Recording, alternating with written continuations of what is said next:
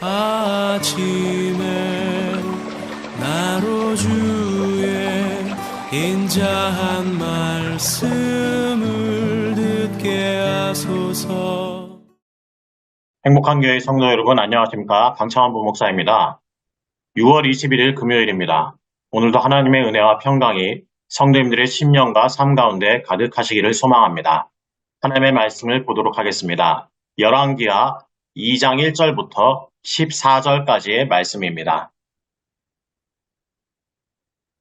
여호와께서 회오리 바람으로 엘리야를 하늘로 올리고자 하실 때 엘리야가 엘리사와 더불어 길갈에서 나가더니 엘리야가 엘리사에게 이르되 청하건대 너는 여기 머물라 여호와께서 나를 베델로 보내시느니라 하니 엘리사가 이르되 여호와께서 살아계심과 당신의 영혼이 살아있음을 두고 맹세하노니 내가 당신을 떠나지 아니하겠나이다 하는지라.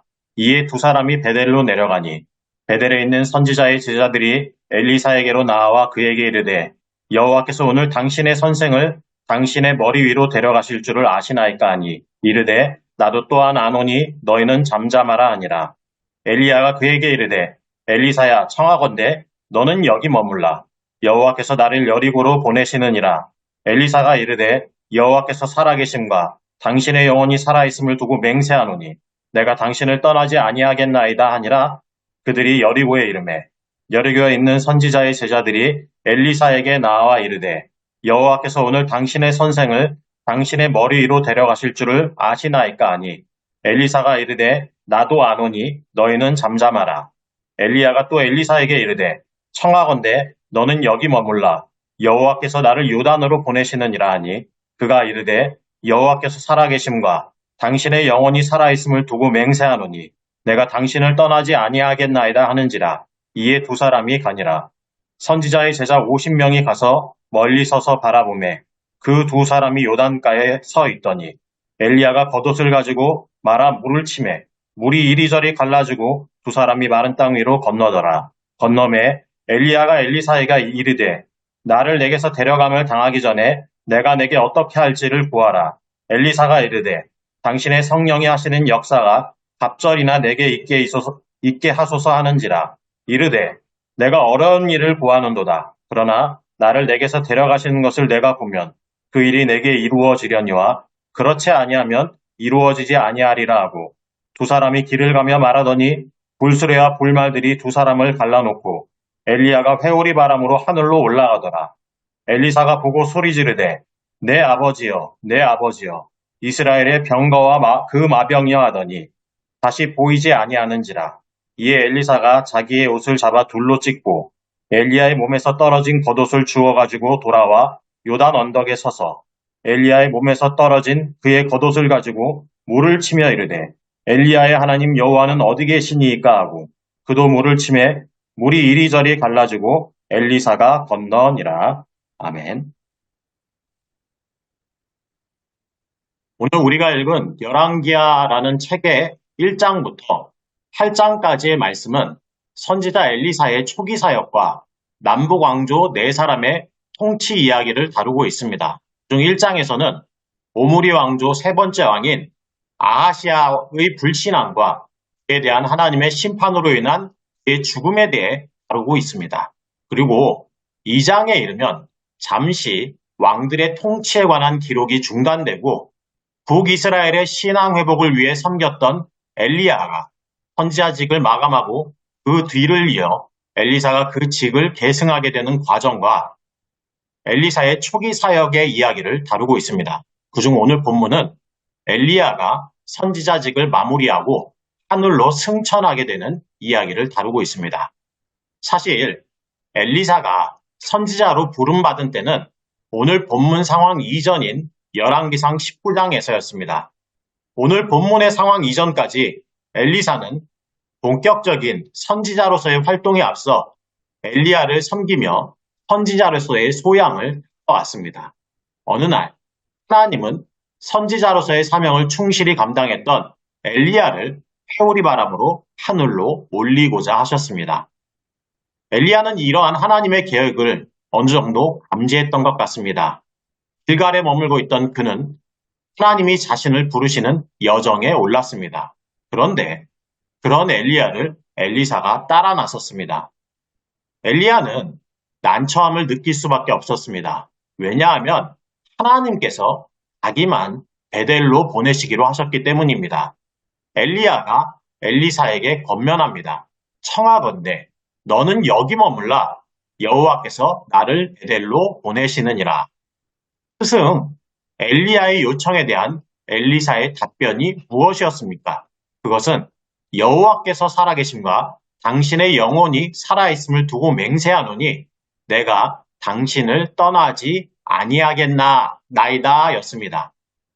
이 말은 하나님이 살아계시고 엘리야 당신이 살아계신 것이 확실한 한 자신이 스승 엘리야를 떠나는 일은 결코 일어나지 않으리라는 표현이었습니다.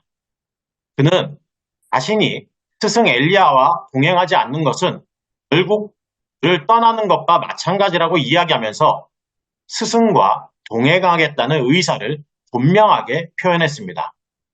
엘리사의 고백 가운데에는 엘리야로부터 하나님의 능력을 전수받아야 한다는 의중이 내포되어 있었습니다.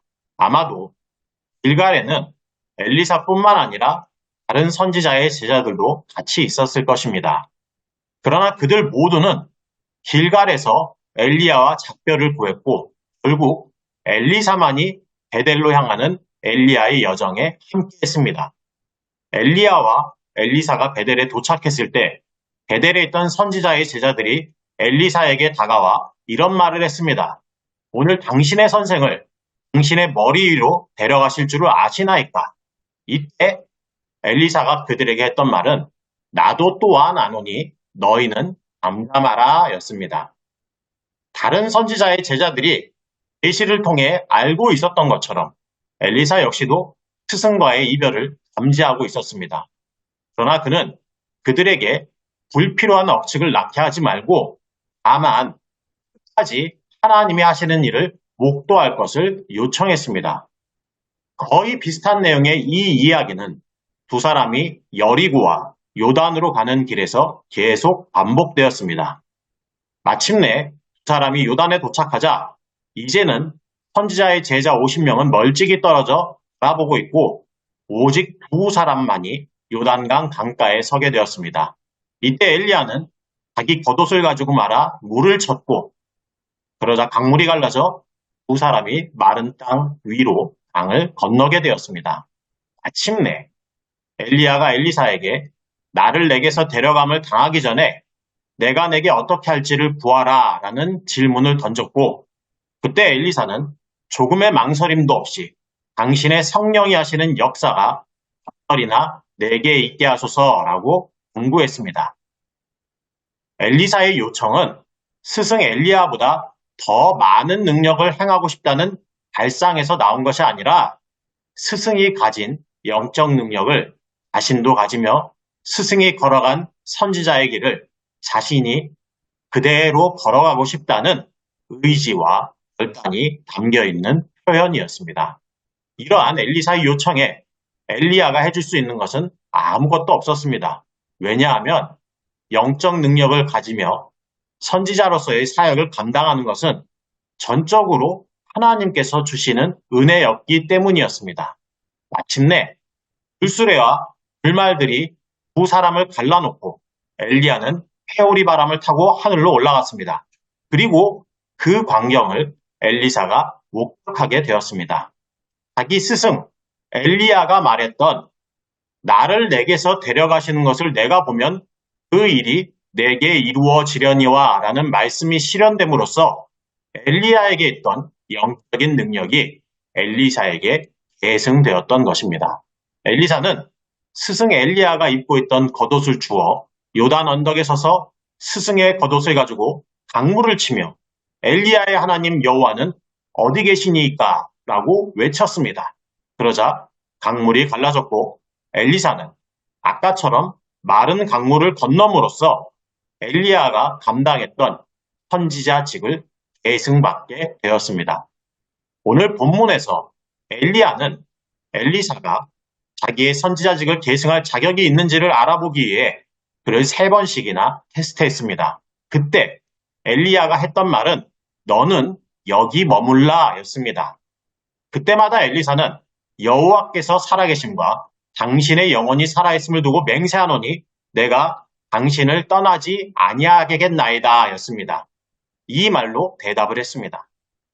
여기서 당신의 영혼이 살아있음이란 스승 엘리야의 목숨과 영혼이 있는 곳까지라는 의미입니다. 즉, 이 말은 엘리야가 죽는 곳까지 함께 가겠다는 맹세입니다.